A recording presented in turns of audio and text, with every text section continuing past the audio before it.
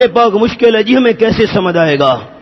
اب انداز یہ ہے، جو 2 مہینوں کے اندر قرآن پاک کی تفسیر پڑھائی جاتی ہے، ترجمہ پڑھایا جاتا ہے، قرآن پاک کا مفہوم سمجھایا جاتا ہے۔ اب میں آپ کو 1-2 منٹ میں نمونہ سنا رہا ہوں۔ بیان یہ ہوتا ہے کہ اگر کوئی آپ سے پوچھے کہ قرآن مجید کا خلاصہ کیا ہے، تو قرآن مجید کا خلاصہ 4 مسئلے ہیں، 4 باتیں ہیں۔ نمبر 1، یا تو قرآن مجید کے اندر نمبر 1 مسئلہ توحید ہے۔ نمبر 2، قرآن مجید کے اندر صداقت رسول صلی اللہ علیہ وسلم۔ نمبر 3، صداقت قرآن۔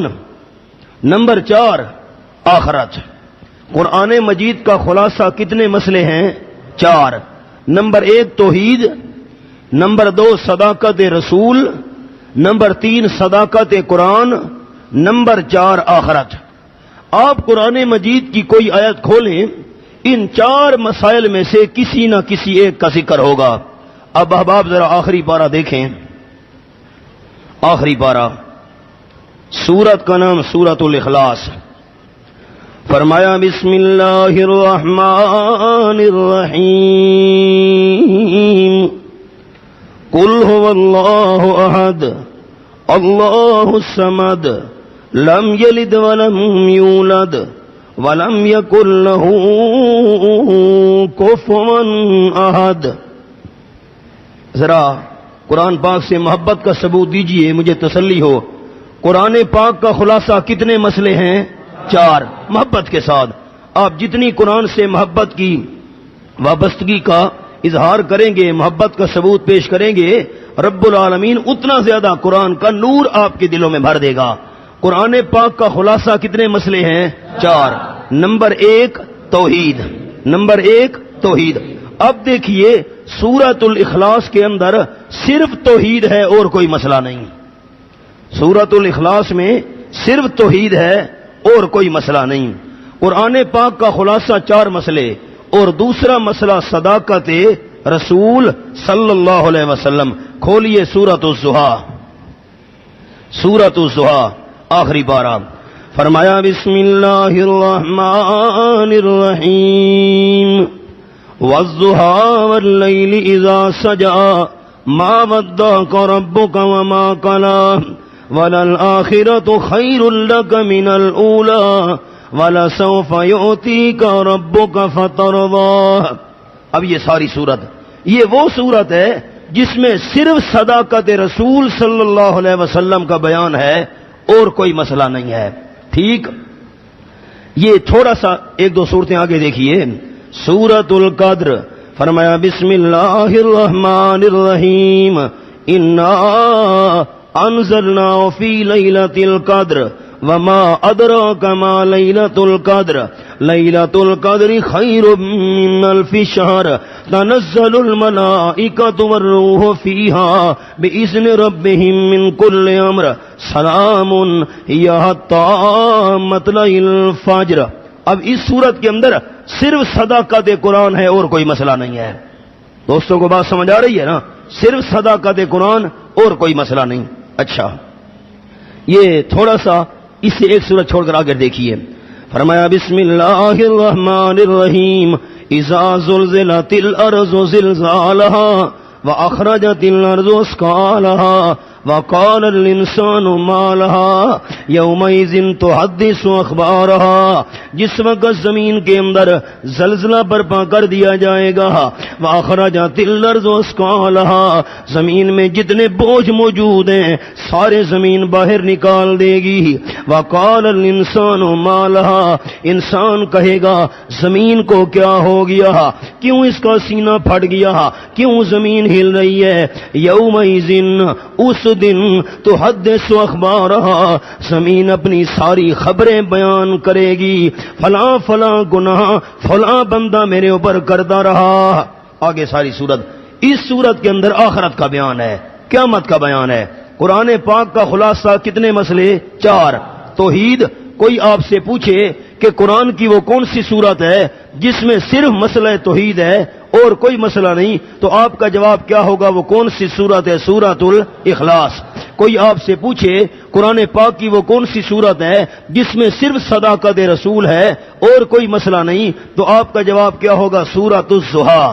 کوئی آپ سے پوچھے وہ کون سی صورت ہے جس میں صرف صداقت قرآن ہے اور کوئی مسئلہ نہیں، آپ کا جواب کیا ہوگا؟ سورۃ القدر۔ کوئی پوچھے وہ کون سی صورت ہے جس میں صرف آخرت اور قیامت کا بیان ہے اور کوئی مسئلہ نہیں، آپ کا جواب ہوگا سورۃ الزلزال۔ اب بتائیں قرآن مشکل ہے کہ آسان ہے؟ آپ تو کہتے ہیں مشکل ہے، ہمیں سمجھ نہیں آئے گا، کیسے سمجھ آئے گا؟ اب خیال، یہ جو قرآن پاک کے 4 مقصودی مسئلے تھے، ان کے معاون مسئلے قرآن میں 4 ہیں، ان کے معاون مسئلے بھی قرآن میں 4 ہیں۔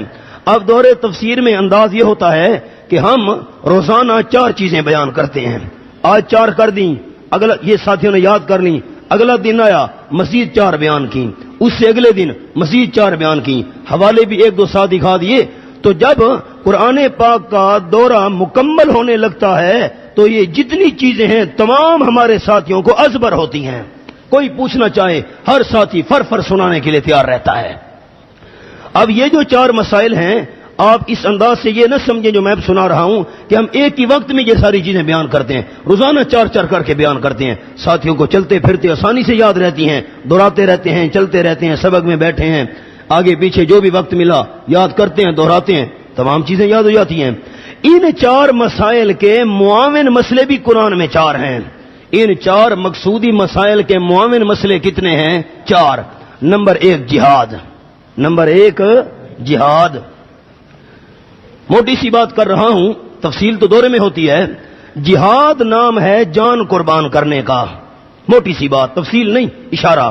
جہاد نام ہے جان قربان کرنے کا، لیکن یاد رکھنا جہاد جان قربان کرنا، انسان جان اس وقت تک قربان نہیں کر سکتا جب تک مال قربان کرنے کی عادت نہ ہو۔ دوسرا مسئلہ ہے انفاق، اللہ کے راستے میں خرچ کرنا۔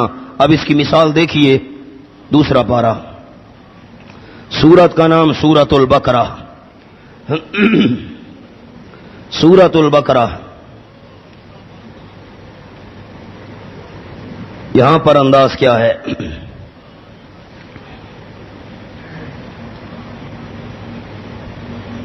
سورۃ البقرہ، یہ سورۃ البقرہ، اور آخر کھولیے دوسرے پارے کا، یہ میرے سامنے آیت نمبر 244، آیت نمبر 244 میرے پاس صفحہ 31 ہے۔ فرمایا وَقَاتِلُوا فِي سَبِيلِ اللَّهِ وَاعْلَمُوا أَنَّ اللَّهَ سَمِيعٌ عَلِيمٌ۔ لڑائی کرو اللہ کے راستے کے اندر، لڑائی کرو اللہ کے راستے کے اندر، قتال کرو اللہ کے راستے کے اندر، وَاعْلَمُوا اور جان لو، ان اللہ یقیناً اللہ کریم، سمیع سننے والا ہے تمہاری دعاؤں کو، علیم جاننے والا ہے تمہاری نیتوں کو۔ لیکن اللہ کے راستے میں جان قربان نہیں کر سکتے جب تک مال قربان کرنے کی عادت نہ ہو۔ فرمایا من ذا الذی یقرض اللہ قرضا حسنا، دیکھا کون ہے جو اللہ کے راستے میں اخلاص کے ساتھ اللہ کو قرضہ دے دے۔ اب یہ بات کوئی مشکل ہے؟ یہ بات کوئی مشکل ہے جو میں سمجھا رہا ہوں؟ آپ کہتے ہیں قرآن سمجھ نہیں آتا۔ تو 4 معاون مسئلے کون سے؟ نمبر 1 جہاد، نمبر 2 انفاق۔ یاد رکھنا ہمارے طلبہ بھائیوں، جہاد اور انفاق نہیں ہو سکتا جب تک مسلمانوں کی تنظیم نہ ہو، جب تک مسلمانوں کی تنظیم نہ ہو۔ تیسرا مسئلہ تنظیم، اور قرآن مجید کے اندر تنظیم کی 3 شرطیں بیان کی گئی ہیں۔ تنظیم کی کتنی شرطیں جی؟ آپ بولیں گے مجھے تسلی ہوگی، کتنی شرطیں تنظیم کے لیے؟ 3 شرطیں، جہاد انفاق۔ جہاد اور انفاق نہیں ہو سکتے جب تک تنظیم نہ ہو۔ تنظیم کی قرآن مجید میں شرائط کتنی ہیں؟ 3۔ اب میں خلاصہ سنا دیتا ہوں، حوالہ نکالوں، بڑا وقت چاہیے، میں نے سفر کرنا ہے۔ تنظیم کی پہلی شرط یہ ہے کہ بندہ خود ٹھیک ہو۔ قرآن مجید میں تنظیم کی پہلی شرط کیا ہے؟ کہ بندہ خود ٹھیک ہو۔ احباب، جو بندہ خود ٹھیک نہیں ہے جماعت کیسے چلائے گا؟ اس کے لیے اللہ کریم نے سورۃ بقرہ کے اندر 10 چیزیں بیان فرمائی ہیں خود ٹھیک ہونے کے لیے. اب حوالہ نکالوں، بڑا وقت چاہیے، خلاصہ سنا رہا ہوں. تنظیم کی دوسری شرط یہ ہے کہ بندے کے گھر کا ماحول ٹھیک ہو. جس کے اپنے گھر میں گڑبڑ ہے جماعت کیسے چلائے گا؟ اللہ نے اس کے لیے طلاق والے مسئلے بیان کیے، رضاعت والے مسئلے بیان کیے، عدت کے مسائل بیان کیے، نکاح کے مسائل بیان کیے تاکہ مسلمانوں کے گھر کا ماحول ٹھیک ہو جائے. نمبر 3 تنظیم کی شرط، گھر کے باہر کا ماحول ٹھیک ہو. اگر گھر کے باہر، گلی کے اندر، محلے کے اندر، شہر کے اندر گڑبڑ ہے، دشمن سے جہاد کیسے کرو گے؟ اللہ نے گھر سے باہر کا ماحول درست کرنے کے لیے حدود کے مسائل بیان فرمائے. چور چوری کرے ہاتھ کاٹ دو، کوئی زنا کرے سنسار کرو، کوئی زنا کرے غیر شادی شدہ ہے کوڑے لگاؤ، وغیرہ وغیرہ. تنظیم کی قرآن مجید میں شرائط کتنی ہیں؟ 3. آدمی خود ٹھیک ہو، گھر کا ماحول ٹھیک ہو، گھر کے باہر کا ماحول ٹھیک ہو، تنظیم بن گئی. اب انفاق بھی کرو گے، جہاد بھی کرو گے، لیکن فرمایا یاد رکھنا تنظیم تمہاری تب چل سکتی ہے کہ آپس میں آداب کا خیال رکھو. آپس میں آداب کا خیال رکھو. اللہ نے سورۃ الحجرات میں آداب بیان فرمائے. اگر 2 ایماندار آپس میں لڑائی کرے ان کے درمیان صلح کراؤ، غیبت سے بچو، جاسوسی نہ کرو، ایک دوسرے کو برے القاب سے یاد نہ کرو. یہ ہیں آداب. اگر ان آداب کا تم نے خیال رکھا تنظیم مضبوط ہوگی، تنظیم ہوگی جہاد بھی کر سکو گے، انفاق بھی کر سکو گے. خلاصہ کیا نکلا؟ قرآن پاک کے مقصودی مسئلے کتنے ہیں؟ 4. توحید، صداقت رسول، صداقت قرآن، آخرت. ان کے معاون مسئلے کتنے ہیں؟ 4. جہاد، انفاق، تنظیم. پھر تنظیم کی 3 شرطیں، بندہ خود ٹھیک ہو، گھر کا ماحول ٹھیک ہو، گھر کے باہر کا ماحول ٹھیک ہو.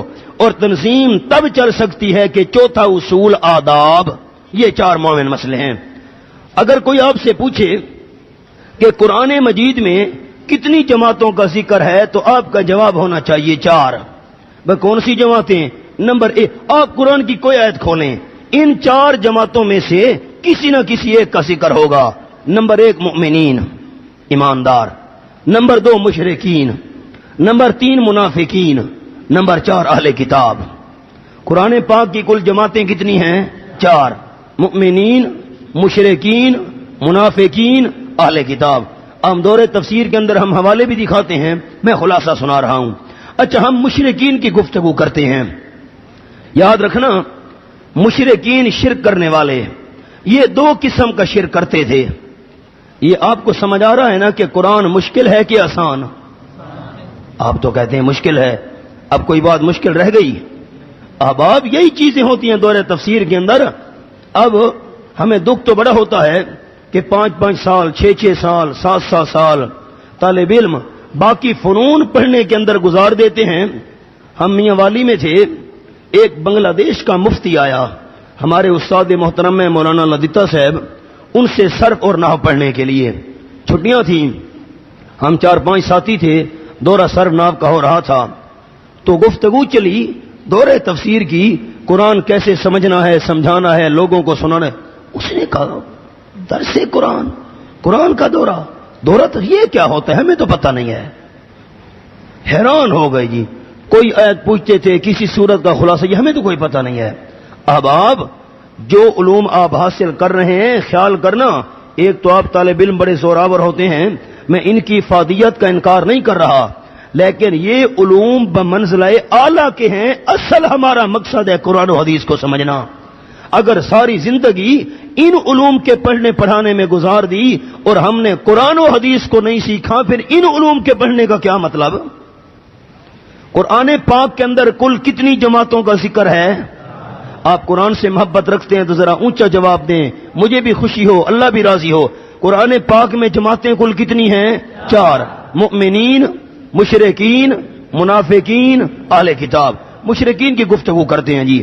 جو شرک وہ کرتے تھے مشرکین، وہ 2 قسم تھا، ایک اعتقادی عقیدے والا، دوسرا عملی عمل والا. اب جو شرک اعتقادی کرتے تھے اس کی قسمیں بھی 4. جو شرک عملی کرتے تھے، فعلی کرتے تھے، اس کی قسمیں بھی 4. جو عقیدے والا شرک تھا، نمبر 1 شرک فی العلم، اللہ کے علم میں شریک ماننا. نمبر 2 شرک فی التصرف، اللہ کے اختیار میں شریک ماننا. نمبر 3 شرک فی الدعا، غیر اللہ کی پکار کا عقیدہ رکھنا. نمبر 4 شرک فی العبادت، غیر اللہ کی عبادت کا عقیدہ رکھنا. اب تفصیل تو ہوتی ہے دور تفسیر کے اندر، خلاصہ میں نے سنا دیا.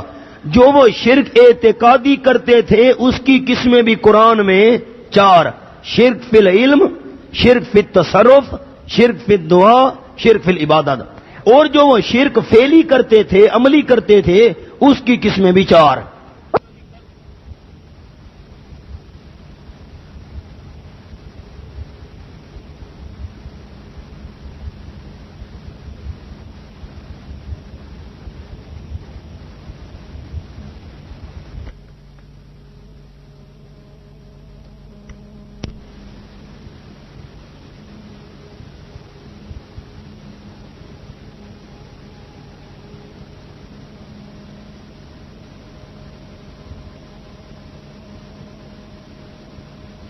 اللہ کی نظر کو حلال سمجھو، کھا سکتے ہو، استعمال کر سکتے ہو. اللہ کی نظر کو حلال سمجھنا ہے. نمبر 2 نظر لغیر اللہ، غیر اللہ کے نام کی نظر نیاز کو حرام سمجھنا، حلال نہیں سمجھنا. تیسرا انداز تحریمات اللہ، جن چیزوں کو اللہ نے حرام کیا ہے ان کو حرام سمجھو. حالات احرام میں شکار کرنا منع ہے، حرم شریف کے اندر شکار کرنا منع ہے. تحریمات اللہ، ان کو حرام سمجھنا، ان کی توہین نہ کرنا. نمبر 4 تحریمات لغیر اللہ، جو لوگوں نے اپنی طرف سے چیزیں حرام کی ہیں وہ حرام نہیں ہیں. بادشاہ قبرستان کی لکڑی نہیں توڑنی ہو، توبہ توبہ توبہ، بابا پکڑ لے گا. ہاں نا، جو لوگوں نے اپنی طرف سے چیزیں حرام کی ہیں وہ چیزیں حرام. یہ 4 انداز ہیں، لیکن تفسیر ہوتی ہے دور تفسیر میں. اچھا، جن جماعتوں پر اللہ نے انعام کیا ان کی تعداد بھی 4. آیت تو آپ کو یاد ہوگی اکثر ساتھیوں کو. اولئک مع الذین انعم اللہ علیہم من النبیین والصدیقین والشہداء والصالحین، جن پر انعام ہوا ان کی تعداد بھی 4. احباب، قرآن پاک کے اندر ہدایت کے درجے بھی 4، گمراہی کے درجے بھی 4. نمبر 1 انابت، یہدی الیہ من ینیب، جو انابت کرے دل کی توجہ کے ساتھ قرآن پاک کو سنے، القى السمع وهو شہید، حاضر دل ہو کر کان لگا کر قرآن پاک کو سنے، اللہ اسے ہدایت دے دیتا ہے. اسے کہتے ہیں انابت، رجوع، قرآن کی طرف دھیان کرنا. ہدایت کے درجے 4. نمبر 1 انابت، اگر آپ نے قرآن کی طرف رجوع کیا، دھیان کیا. نمبر 2 اللہ ہدایت دے دیتا ہے، یہدی الیہ من ینیب. اور جب ہدایت مل گئی، تیسرا درجہ ہے استقامت. ان الذین قالوا ربنا اللہ، آگے ثم استقاموا، ڈٹ گئے، استقامت. استقامت کے بعد چوتھا درجہ ہے رب القلب، اللہ ایسے بندے کے دل کے اوپر پہرے بٹھا دیتا ہے جسے تمام مشکلات کے بعد، تمام پریشانیوں کے بعد، تمام مصائب کے بعد بندہ ڈٹ جائے. اللہ فرماتے ہیں ربطنا علی قلوبہم اذ قاموا فقالوا ربنا رب السماوات والارض لن ندعو من دونہ الہا. اصحاب کہف نوجوان کھڑے ہو گئے بادشاہ کے دربار میں، نعرہ لگایا ہم اللہ کے بغیر کسی کی پکار نہیں کریں گے. سب مشکلات برداشت کر کے ڈٹ گئے. میں اللہ ان کے دل کا پہرے دار بن گیا. اور جب رب القلب والا درجہ مل جائے ایسا بندہ گمراہ نہیں ہو سکتا. ہدایت کے قرآن میں درجے کتنے؟ 4. تفصیل دورہ تفسیر میں ہوتی ہے. اور اس کے بالکل اپوزٹ، بالکل الٹ، گمراہی کے درجے بھی 4. نمبر 1 شک، فما زلتم فی شک، اگر بندہ شک کرے. نمبر 2 شک ہونے کے بعد آتا ہے زلال، اللہ گمراہ کر دیتا ہے. شک کے بعد اللہ گمراہ کر دیتا ہے.